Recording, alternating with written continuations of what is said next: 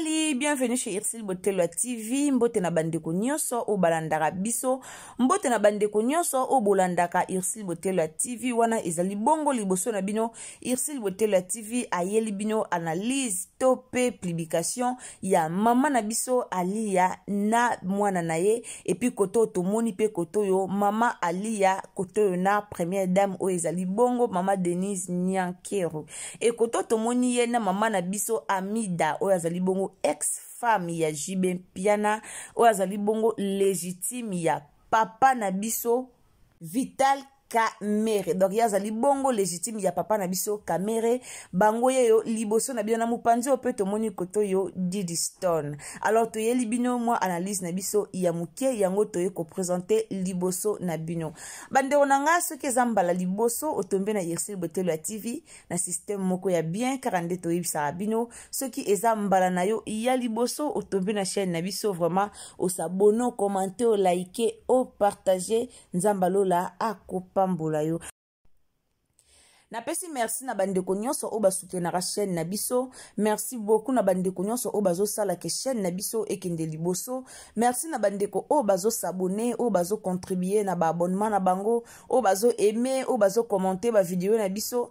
En tout cas nzambe apambola bino tant que bo partageaka to monaka ke bozo partager nzambe amona bino boende ezalaka. En tout cas merci na bino esika nyonso bozali bayanga ba o balingaka ba o nga na lingara bango. Merci na bino esika nyonso bozali car nde na efsaka bino na système moko ya bien, système vraiment ya kitoko. Soki zambala liboso o s'abonner, o commenter, o liker, o partager. Merci. Mama Alia yo tomoni balobi cour suprême. Siko na comprendre te elo nini lisusu o eboti su makelele na réseaux sociaux. Elo ni lisusu o eye na makelele batu ba yesu koloba. Finalement batu tolinga ninyo elo ni penza o biso tolingaka. Tension kuna sava balobi tension de likambu. Tomoni mama Lia yeyo na mama na biso première dame o azali bongo mama Denise Nyankero. Tomoni bango awa mupanzi pe koto tomoni Amida. Alors ezalaki feti o bakendaki babini bameli balie bango nyonso bakangi ba photo. Alors totangi ba commentaire eza ba tumususu ba ye balobi ke o moni mama Mida kutu yeyo omoni yeyo kutu nani Alia na Mida ba ye banaka kala babanda ko solola bango bango base ba musicien ya kala babanda ko solola tala kutu. En tout cas peuple congolais tozalaka pona koloba. Soki lelo Alia akangisi photo na Amida eza nango problème ite po Alia na Amida ba ye bana kala. Relation ya Alia na Amida eza relation ya lelo te. Tobo sana teke mama na biso Alia azaka mwasa Kofi kala penza babota bana na Kofi aza mama ya bana ya Kofi. Alors tant total koto Amida total aza mama ya bana ya Jibe Piana. Donc eloko elakisa ke malgré ba rando ba musicien na biso, malgré ba musicien ba yoka na kate, malgré boye metoye bake na se ya barando wana basi na bango bazala koyokana. Lelo tomoni bango ensemble e kozeli sous problème batebele balobi. Batuko bake musika bakoti kuna sindi na kati. Moni ye kutuna kanga mata photo boete. Ye kutu na kanga ma photo boete. Ye kutu ba considéra kaete. Ye kutu bandeko nanga. Ata lelo toye na ye kutu 50,000 fois. Ata lelo toye na ba ye kutu wana 45,000 fois. Babi le passé ne revient jamais. Kofi a tracé chemin na ye na Cindy a trouvé na ye Cindy bien a tracé chemin na ye bango kuna. Ali a patika na chemin na ye lingolo bateka li a faux chéri. Ali aza vrai chéri ko jo idete. A moi si kitoko na âge na ye ba kona mona ke page mo ba komeza so na 51 ans. Na âge na ye me botala ke aobima toujours mwana mkie. Aobima toujours kitoko. Malgré âge na ye.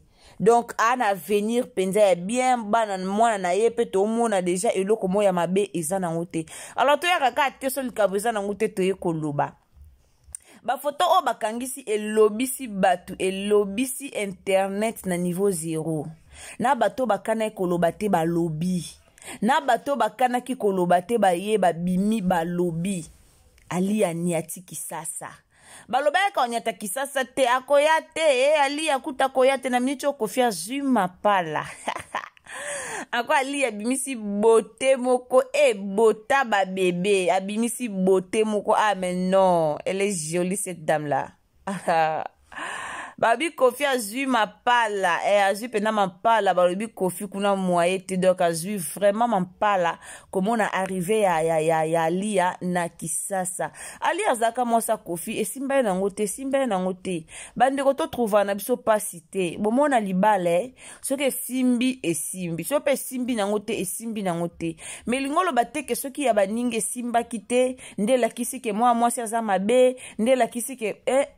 soki simbi e simbi simbi te fali ayembela biso tukokabwana e solution na bolingo etambola tengu alors bolingo na bango etambola ki tengu ba trouver ko kabwana eza solution bakabwana na bango kala menga kamwaka so ti lelo mambo bima kaka o amida nani Alia koto sindi oui tomona disto na yaka lobaka tomona disto na yaka sala ba vidéo mais dernièrement utako poster na page na ye aloba qui expliquait clairement alobi que soki ye asala ba vidéo ezaka po aluka respect pa mama na ye donc soki ezaki nango bongo te alinga bando sala ba vidéo te donc soki aleka ka na internet asala ba vidéo eza po alinga ba respecter mama na ye après toyo komona lisusu Cindy aye koleka asali vidéo alobi ke atikala jamais kozala na compte Facebook donc mutunde asala compte Facebook na kombo na ye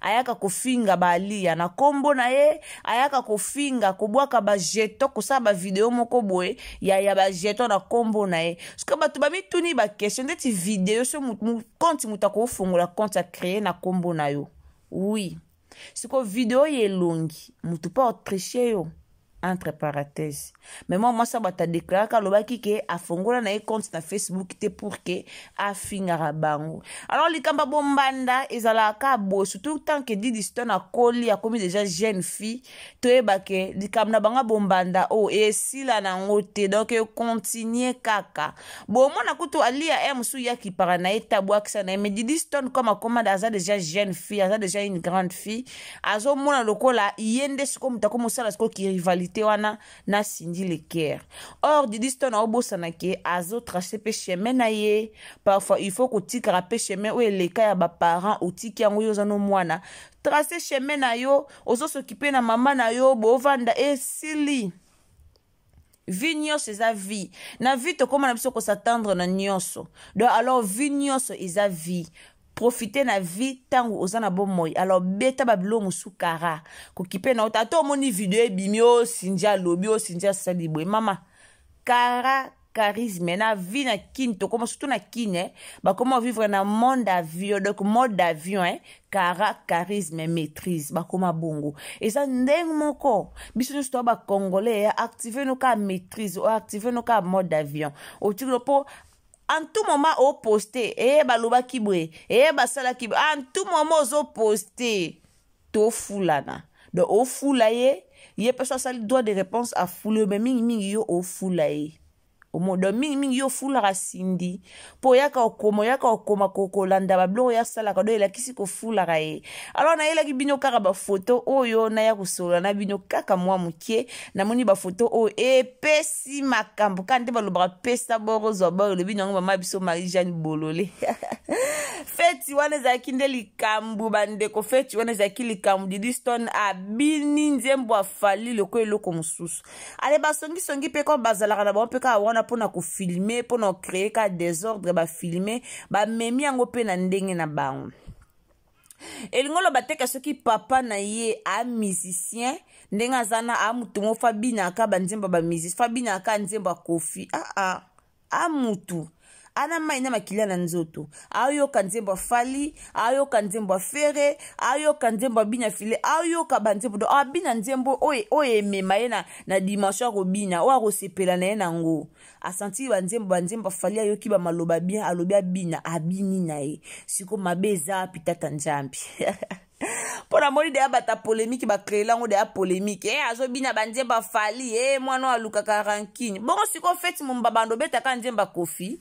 yake na ye feti na feti babeti na bango banzembo esengeli abina siko fala bina te babini pena nzemba fali na nkoye na amida na mama na biso alia babinya konde babimia pe kitoko babini la vie continue bandeko nanga totika na biso lukala bango ya msuso ki so pe nini yango na vie continue zaka nonka bongo eza nonka bon soki nzamba lobi ke lelo lobi kuna alia ozonga na kofi bango kake soki pe nzamba trasaki ke kofi akoboyaka sindi ke lukaka mwasi msusu bango kaka soki pe nzamba tracé un jour kofi ka lisusu na alia kofi te bango kaka alors biso vraiment na ndinga mabete totala baona musika ka lukwa ndako ezika kande baloba lukwa ndako ezika totala bompeka na musika lokola ndako ezozika.